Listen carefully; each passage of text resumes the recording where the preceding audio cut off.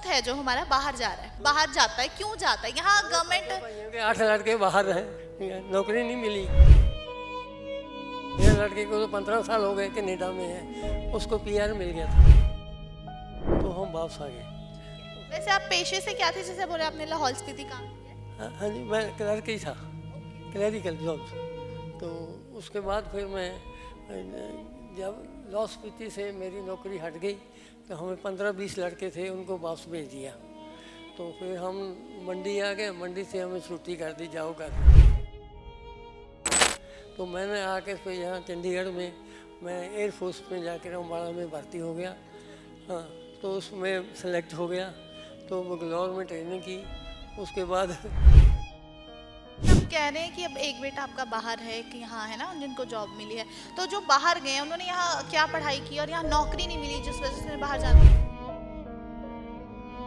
यहीं चंडीगढ़ से S C college से फिर उसको नौकरी कहीं नहीं मिली, प्राइवेट जहाँ पर फील्ड्स होती थी।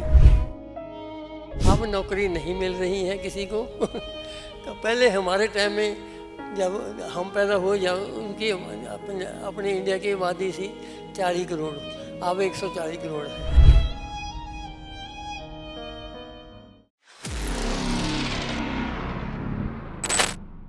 नमस्कार, मैं हूँ आपके साथ हिमांशी।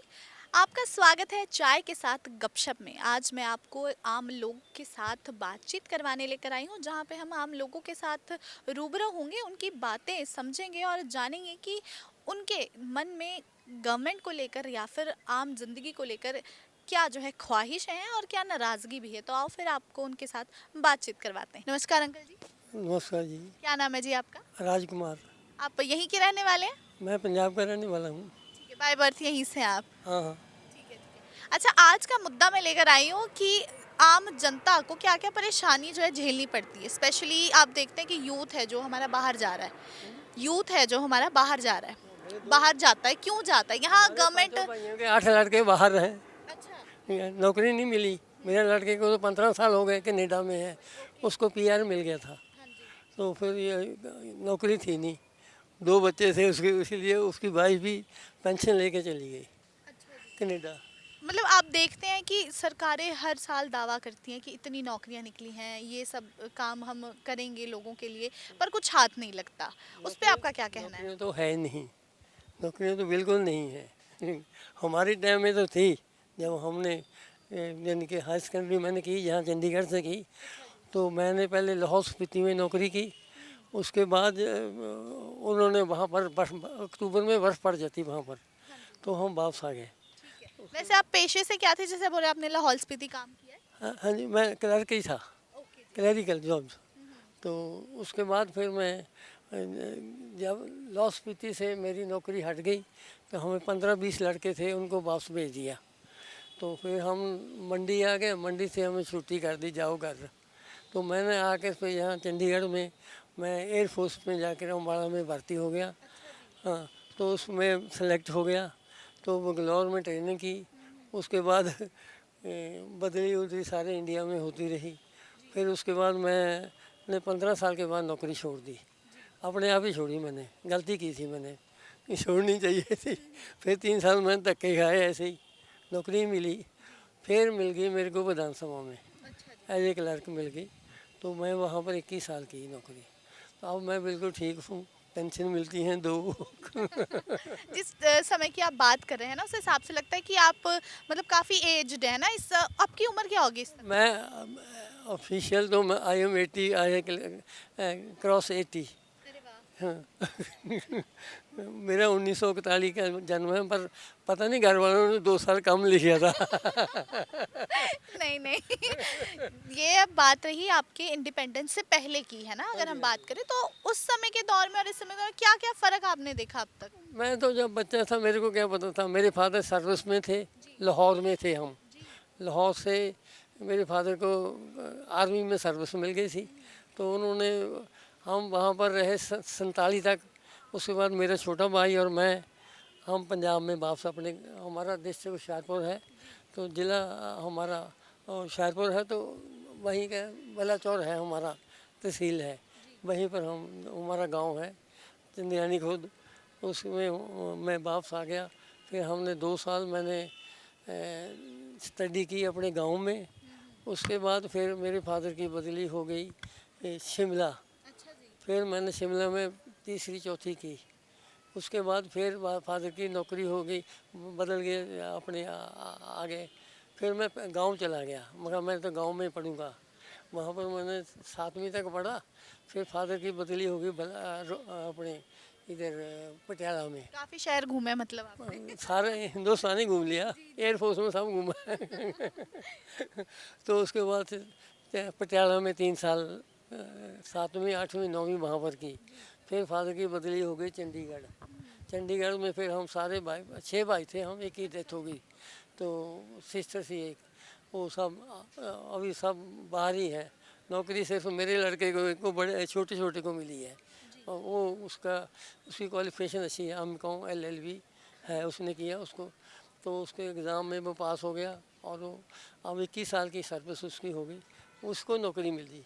जैसे आप कह रहे हैं कि अब एक बेटा आपका बाहर है, कि यहाँ है ना जिनको जॉब मिली है, तो जो बाहर गए हैं उन्होंने यहाँ क्या पढ़ाई की और यहाँ नौकरी नहीं मिली जिस वजह से उन्हें बाहर जाना उसने पड़ा? B.Com की थी यहीं चंडीगढ़ से, SC कॉलेज से।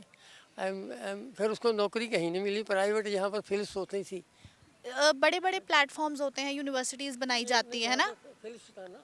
जी नहीं, मैं बात कर रही हूँ जैसे बड़े बड़े यूनिवर्सिटीज़ हैं हमारे, पर वो दावा करते हैं कि हम आने वाली जनरेशन को, या पहले की बात लगा ली अब भी है ना, कि हम उन्हें एक अच्छी नौकरी प्रोवाइड करेंगे, पर बच्चों को धक्के खाने पड़ते हैं। अब नौकरी नहीं मिल रही है किसी को।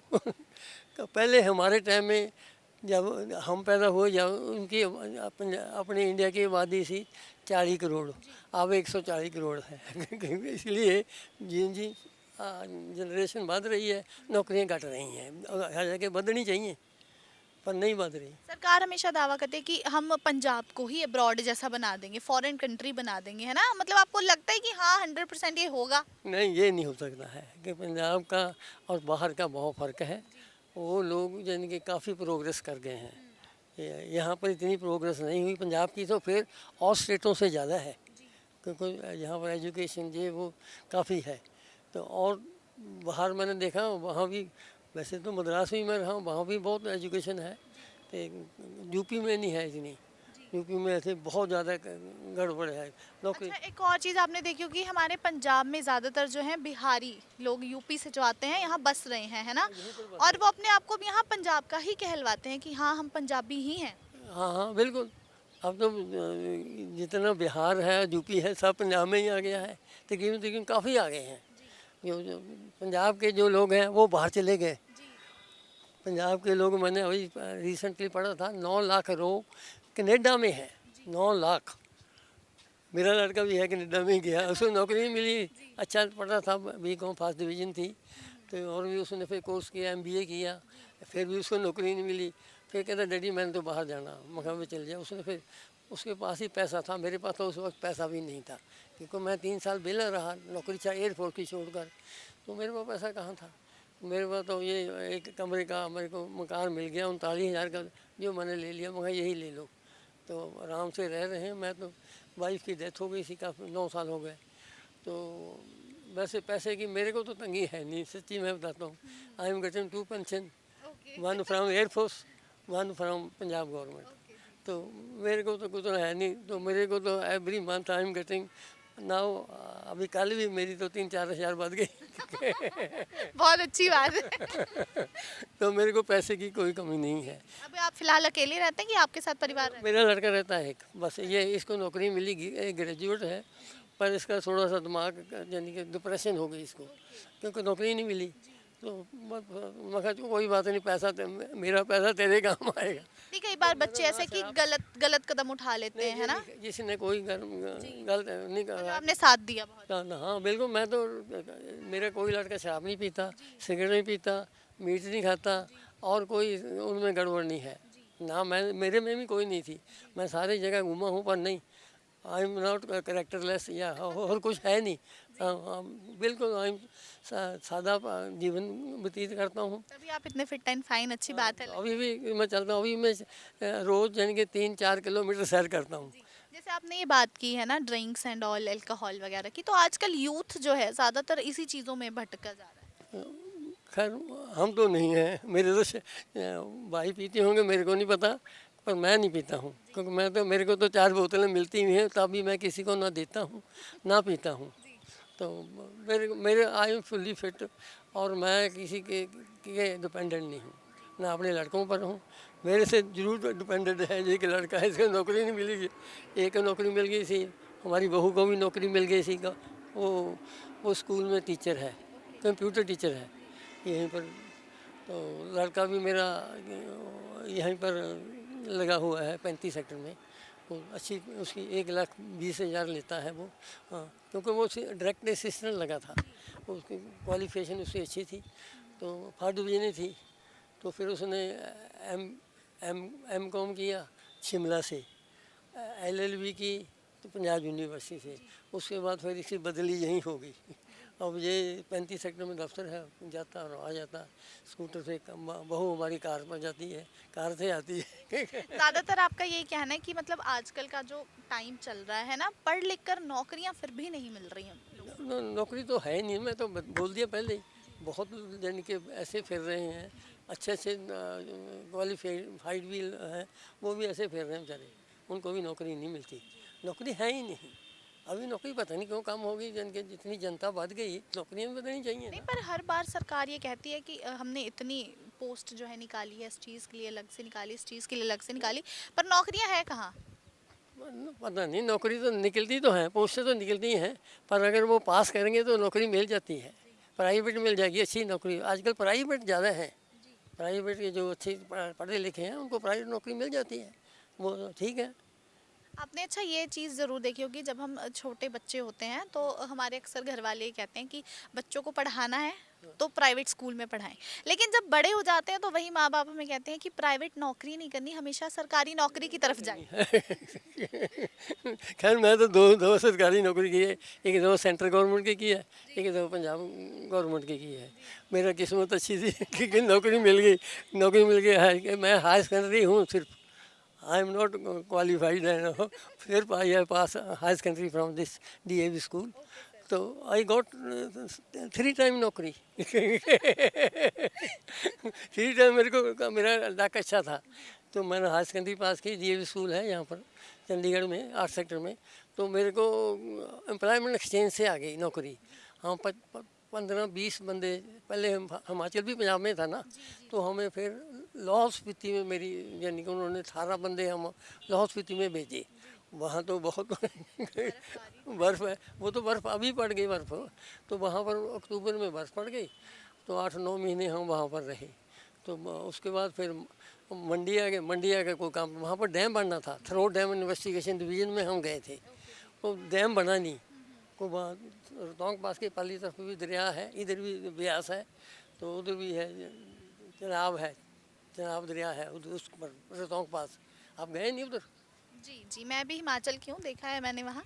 अच्छा, आपने बदलाव तो काफ़ी देखा होगा अपने जीवन में, है ना, कि नौकरी के पहले का और नौकरी के बाद की कौन सी लाइफ ज़्यादा बेटर लगती है कि अब आप पेंशन ले रहे हैं, हाँ, तो है ना, टेंशन ले रहा हूँ। टेंशन फ्री है बिल्कुल, पर जब काम काज करते थे, अब सारा दिन आप घर पर होते हैं, है ना, तो दिन कैसे व्यतीत होता है आपका? मैं तो धार्मिक बंदा हूँ असल में, तो मैं तो अपनी किताबें लेके रखी हुई हैं। मेरे गुरुजी हैं बनारस के, मैं वहाँ से, वो एक दफ़ा 1900 किस में इधर इधर आए थे चंडीगढ़ में 37 सेक्टर में, तो मैंने वहाँ फिर उनसे ले लिया। मेरे गुरुजी उधर ही हैं, अब तो नहीं हैं वहाँ पर, जन के उनकी तो डेथ हो गई। श्यामचरण लहरी के पड़पोते हैं, वो मेरे गुरु हैं, वो बनारस में ही है। मैं बनारस भी गया था, तो जब इलाहाबाद में थी मेरी पोस्टिंग, फिर मैं बनारस में गया था, वहाँ पर विश्वनाथ का टेम्पल है, वो मैंने देखा था। तो मेरे को पता नहीं, वहाँ से मैंने वहाँ नहाया, गंगा के किनारे ही है ना बनारस का वो, तो वहाँ पर नहा लूँ के मैंने। उसके बाद फिर यानी कि मैं नौकरी कर रहा था, इलाहाबाद में था।